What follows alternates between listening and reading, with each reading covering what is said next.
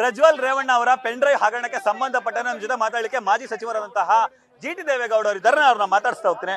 ಗೌಡ್ರ, ಪ್ರಕರಣದಲ್ಲಿ ಇಷ್ಟೊಂದು ಗಂಭೀರತೆ ಪಡ್ಕೊಂಡಿದ್ರು ಕೂಡ ಯಾಕೆ ಪ್ರಕರಣವನ್ನ ಇನ್ನೂ ಕೂಡ ತೀವ್ರಗೊಳಿಸ್ತಿಲ್ಲ? ಅಂದ್ರೆ JDS ಪಕ್ಷದವರು ಸದ್ಯ ಈಗ ಪ್ರತಿಭಟನೆಯನ್ನ ಮಾಡ್ತಿದ್ದಾರೆ.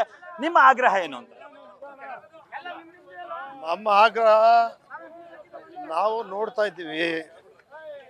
ನಾವು ಮೊದಲನೇ ದಿವಸನೇ ಅವ್ರೇನು ಪ್ರಜ್ವಲ್ ರೇವಣ್ಣ ಅವ್ರ ಮೇಲೆ ಬಂದಂಥ ಆರೋಪಕ್ಕೆ ಕೂಡಲೇ SIT ತನಿಖೆಗೆ ಏನು ಆದೇಶ ಮಾಡಿದ್ರು ಅದನ್ನು ನಾವು ಮುಕ್ತವಾದ ಮನಸ್ಸಿಂದ ಸ್ವಾಗತ ಮಾಡಿ, ತಪ್ಪು ಮಾಡಿದರೆ ಅವ್ರಿಗೆ ಶಿಕ್ಷೆ ಆಗಲಿ ಅಂತಕ್ಕಂಥ ಮುಕ್ತ ಅವಕಾಶವನ್ನು ಜನತಾದಳ ಪಕ್ಷ ಅವ್ರಿಗೆ ಕೊಟ್ಟಿದೆ. ಗೌಡ್ರೆ, ಈ ಪ್ರಕರಣದಲ್ಲಿ ಯಾರ್ಯಾರು ಇದ್ದಾರೆ ಅಂತ ಹೇಳಿ ನಿಮ್ಮ ಒಂದು ಅನುಮಾನ ಇದೆ? ಈ ಪ್ರಕರಣದಲ್ಲಿ ಈಗಾಗಲೇ ನೀವು ನೋಡಿದ್ದೀರಿ, ವಕೀಲರಾದಂಥ ದೇವರಾಜೇಗೌಡರು ನೇರವಾಗಿ ಮಾತಾಡ್ತಾ ಇರ್ತಕ್ಕಂಥದ್ದು, ಶಿವರಾಮೇಗೌಡರು ನೇರವಾಗಿ ಮಾತಾಡ್ತಾ ಇರ್ತಕ್ಕಂಥದ್ದು, ಶ್ರೇಯಸ್ ಪಟೇಲು ಕಾರ್ತಿಕ್ ಸಂಬಂಧ ಇಲ್ಲ ಅಂತೇಳಿ ಇವತ್ತು ಅವ್ರ ಜೊತೆ ಕೂತ್ಕೊಂಡು ಊಟ ಮಾಡ್ತಾ ಇರ್ತಕ್ಕಂಥದ್ದು.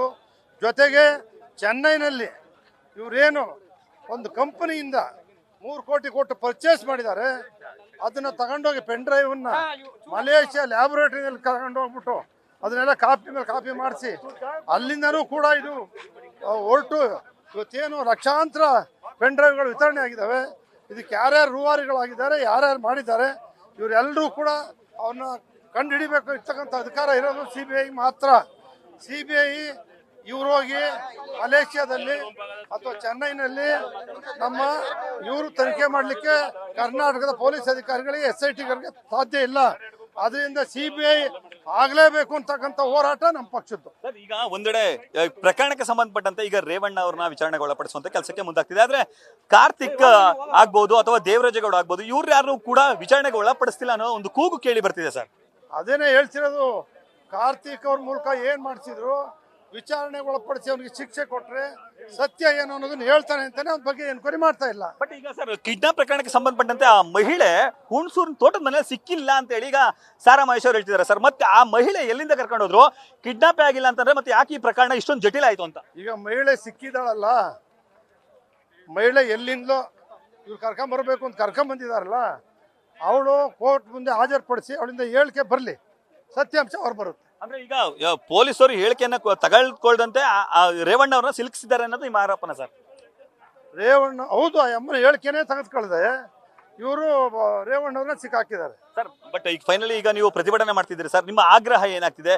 ಮುಂದೆ ನಿಮ್ಮ ಹೋರಾಟ ಹೇಗಿರುತ್ತೆ? ನಮ್ಮ ಆಗ್ರಹ, ನಮ್ಮ ಹೋರಾಟ ಈ ವಿಷಯವನ್ನ CBI ತನಿಖೆಗೆ ಒಳಪಡಿಸೋವರೆಗೂ ಕೂಡ ನಾವು ಹೋರಾಟವನ್ನು ಮಾಡ್ತೇವೆ.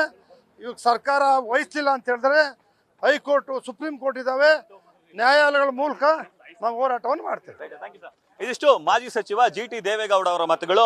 ಅವ್ರು ಹೇಳೋದೇನಂತ ಅಂದ್ರೆ, ಪ್ರಕರಣವನ್ನ ಸದ್ಯ CBIಗೆ ವಹಿಸಲೇಬೇಕು. ಒಂದ್ ವೇಳೆ ವಹಿಸಲಿಲ್ಲ ಅಂತ ಅಂದ್ರೆ ಇದನ್ನ ನ್ಯಾಯಾಲಯದ ಮೂಲಕ ನಾವು ಕೋರ್ಟ್ಗೆ ಹಾಕ್ತಿವಿ, ಕೋರ್ಟಿನ ಮೂಲಕವಾಗಿ ಪ್ರಕರಣವನ್ನ CBI ತನಿಖೆಗೆ ವಹಿಸುವಂತೆ ನಾವು ನೋಡ್ಕೊಳ್ತೀವಿ ಅನ್ನೋ ಎಚ್ಚರಿಕೆ ಸಂದೇಶವನ್ನು ಕೂಡ ನೀಡ್ತಿದ್ದಾರೆ. ಕ್ಯಾಮರಾ ಪರ್ಸನ್ ವಿನಯ್ ಜೊತೆ Ravi Pandavapura, news first, Mysuru. News first, ನಿರ್ಭೀತಿಯಿಂದ ನಿಮ್ಮ ಪರವಾಗಿ.